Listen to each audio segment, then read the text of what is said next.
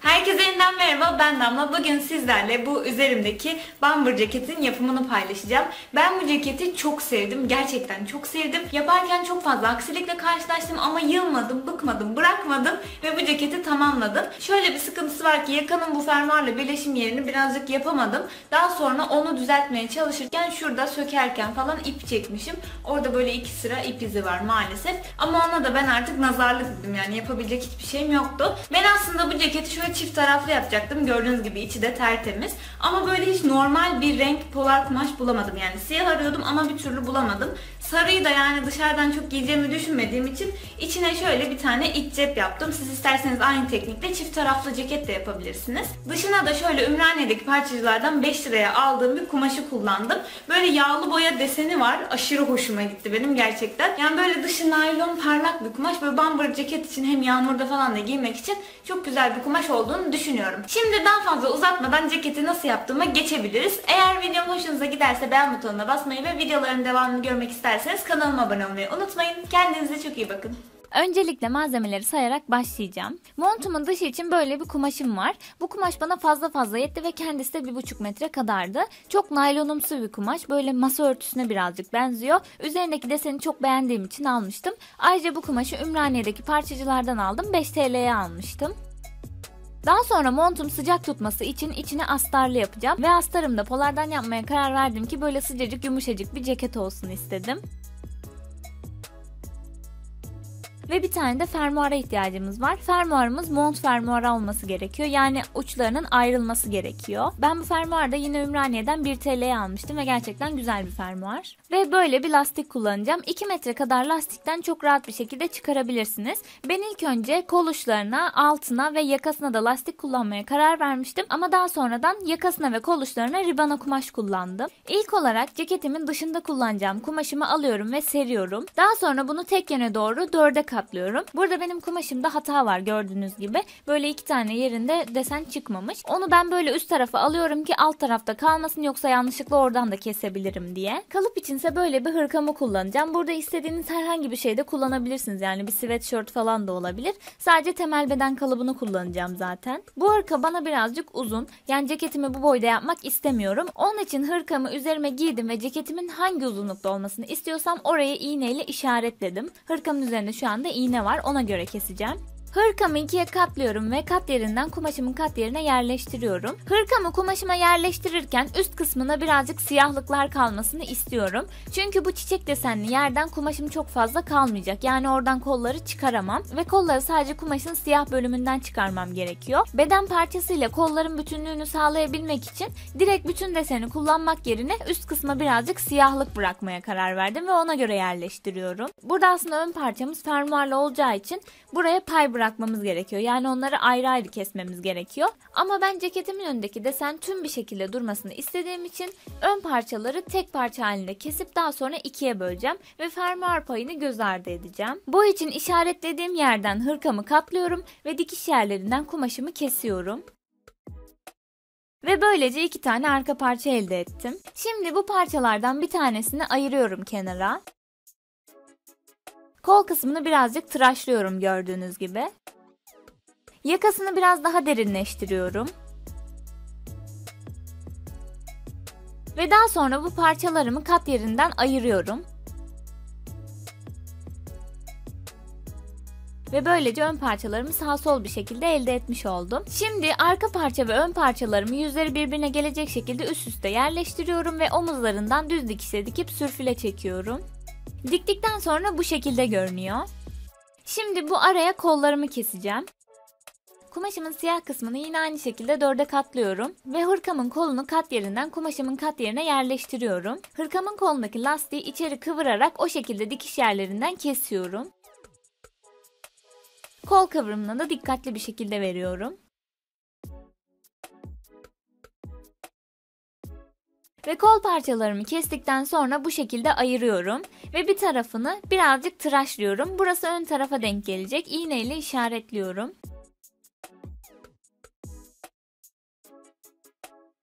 Daha sonra ön ve arka parçamın bu arasındaki oyuntuya kolumu ortadan başlayıp kenarlara doğru iğneliyorum. Burada fazlalıkları sonradan kesebilirsiniz. Direkt birebir gelmiyor zaten pratik kesim yaptığımız için. Ve kollarımı da düz dikişle dikip kenarlarına sürfüle çekiyorum. Diktikten sonra bu şekilde görünüyor. Şimdi omuz dikişlerinden tutup ceketimi katlıyorum. Ve kol altlarıyla yan tarafları birleştiriyorum. Yine aynı şekilde düz dikiş dikiyorum ve kenarlarına sürfüle çekiyorum. Ve diktikten sonra bu şekilde görünüyor.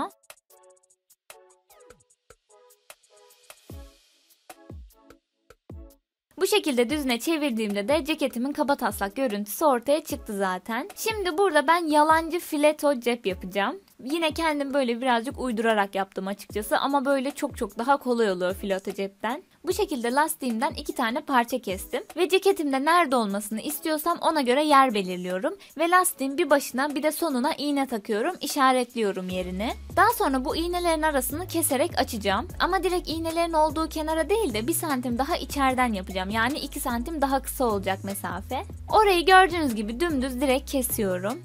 Ve daha sonra kestiğim yerden yukarıda olan kısmı içeriye doğru kıvırıyorum ve orayı incecik dikeceğim. Diktikten sonra bu şekilde görünüyor. Şimdi buraya lastiklerimi dikip üstünü kapatacağım. Lastiklerimin uçlarını minicik içeriye kıvırıyorum. Ve daha sonra kestiğim yerin tam ortasına gelecek şekilde lastiğimi yerleştiriyorum ve buraya iğneliyorum.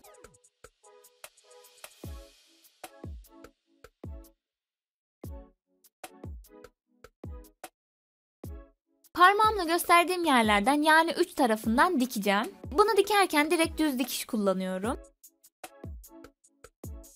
Ve diktikten sonra bu şekilde görünüyor. Şu anda torbası olmayan bir fileto cep elde ettik. Yani işte öyle görünüyor. Torbasını nasıl ekleyeceksin Damla derseniz eğer de torba yerine astarı kullanacağım. Ve astarla ceketimin arasındaki yer aslında benim cebim olacak. Kenarlarından da kapatacağım.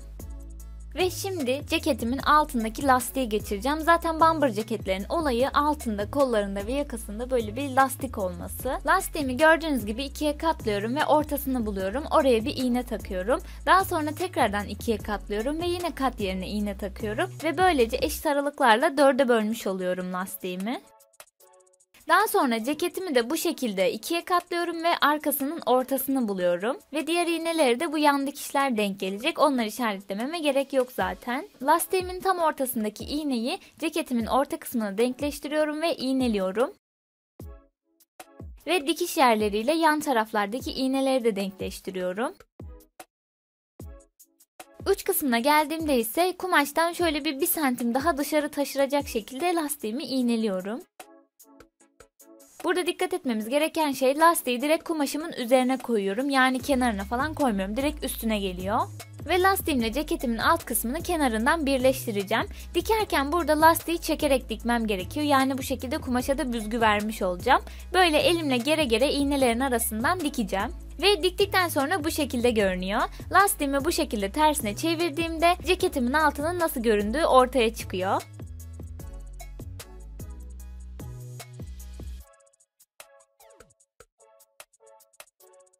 Şimdi fermuarımı dikeceğim. Fermuar burada ikiye ayrıldığı için ben hep karıştırıyorum. Eğer siz de karıştırıyorsanız burada bir püf nokta söyleyeyim. Bu şekilde üzerine direkt koyuyorum fermuarımı dikmeden önce ve sağ kısma bir iğne takıyorum. Fermuarın da sağına bir iğne takıyorum. Böylece ayırdığımda fermuarımın düzünü tersini şaşırmamış oluyorum.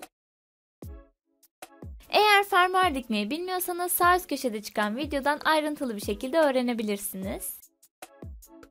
Ve fermuarımı da taktıktan sonra bu şekilde görünüyor.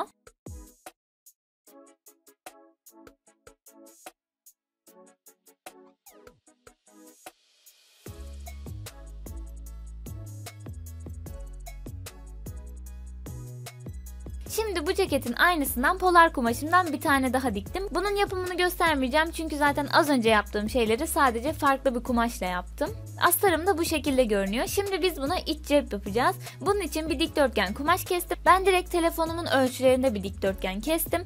Dikdörtgenimin bir kenarını içeri doğru kıvırdım ve ağzını düz dikişle diktim. Daha sonra bunu bu şekilde ceketimin üzerine koyuyorum ve diğer üç kenarını içeriye minicik kıvırarak dikiyorum. Ve astarım bu şekilde görünüyor. Şimdi ceketimle birleştireceğim. Aslında ben burada birazcık acele etmişim. Birazdan göstereceğim zaten. Diğer adımları yaptıktan sonra birleştirirseniz çok daha kolay olur. Astarımı tersine çeviriyorum ve ceketimin üzerine giydiriyorum. Ve fermuarı içeri doğru döndürerek, yani fermuarımın dişleri kollara doğru bakacak şekilde katlıyorum ve o şekilde üzerine yerleştiriyorum. Daha sonra iğneliyorum.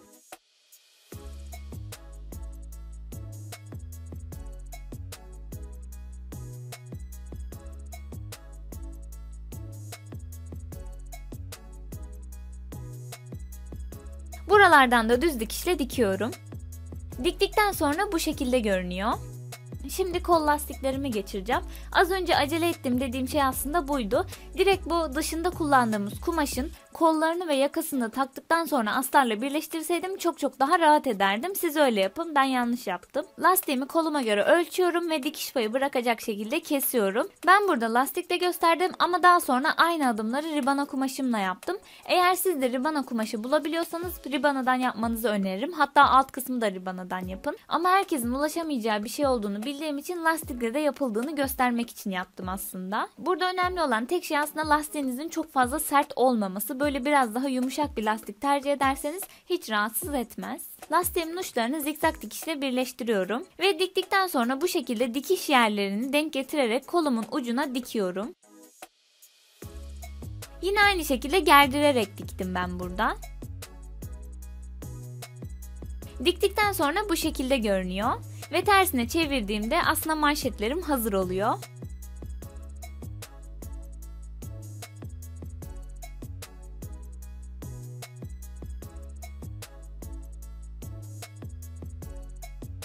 Şimdi yakamı yapacağım. Gördüğünüz gibi yakamın ölçüsüne uygun ribanamdan bir direkt dikdörtgen kestim. Bunun uçlarını önlere doğru daralacak şekilde getirip o şekilde iğnelememiz gerekiyor. Yani şöyle görünüyor sanırım. Şu anda ekranda gördüğünüz şekilde iğneleyeceğim. Burada çok belli olmadığı için çizmek istedim. Yani siz direkt bu şekilde de kesebilirsiniz. Ama ben o an tam olarak nasıl yapacağıma karar veremediğim için dikdörtgen yaptım ve daha sonra kestim. Böyle uçlardan dar bir şekilde başlıyorum ve ortalara geldikçe bunu kalınlaştırarak iğneliyorum.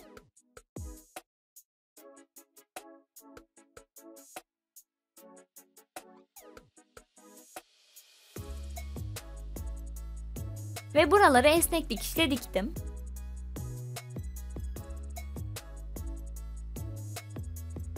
Diktikten sonra bu şekilde görünüyor. Şimdi fazlalık kısımlarını keseceğim.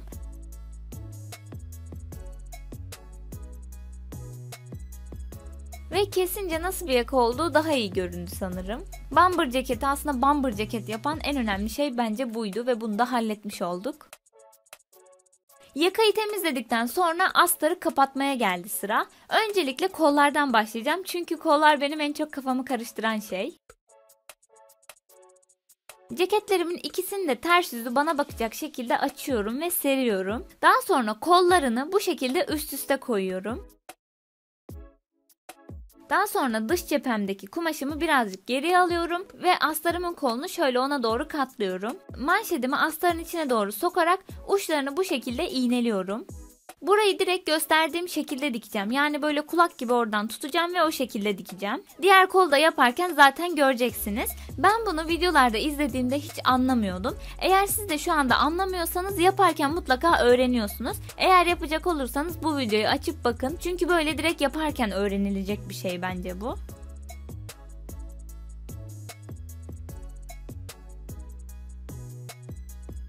Diğer kolumu da bu şekilde iğneledim. Şimdi yakasını kapatacağım.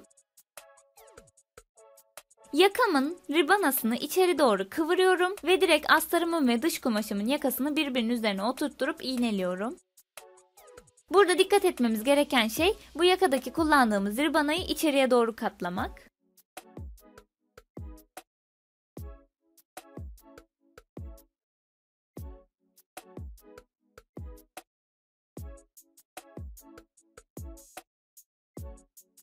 Yakamı da iğneledikten sonra sıra geldi alt tarafa. Burayı da aynı şekilde yapacağım. Alttaki lastiği yukarıya doğru katlıyorum ve direkt dış kumaşımla astar kumaşımın uçlarını birbirlerine denkleştirip iğneliyorum. Burada kenar parçalarım bir tık daha uzunmuş. Ben orayı diktikten sonra kestim.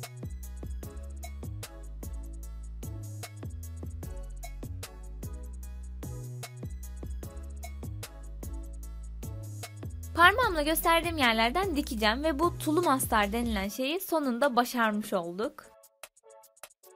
Burada unutmamamız gereken şey alt kısmı dikerken bir tarafından açık bırakmak ki buradan ceketimizi ters çevireceğiz. Ve diktikten sonra açık bıraktığım kenardan ceketimi düzüne çeviriyorum.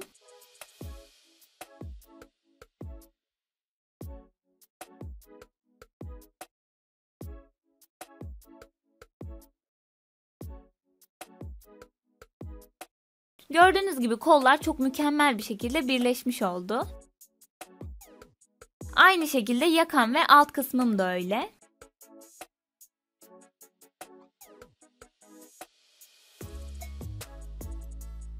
Şimdi açık kalan kısmı da bu şekilde minicik içeri doğru kıvırarak elimde dikeceğim. Burada lastik olduğu için lastiği gererek dikmem gerekiyor. O birazcık elde dikimi zorlaştırdı. Ve alt kısmı da kapattıktan sonra bu şekilde görünüyor. Parmağımla gösterdiğim yerlerden düz dikişle diktim ve böylece cebin sınırlarını da belirlemiş oldum. Elimi soktuğumda direkt astarla dış kumaşımın arasında bir cep torbam olmuş oldu. Ve ceketimin yapılışı bu kadardı.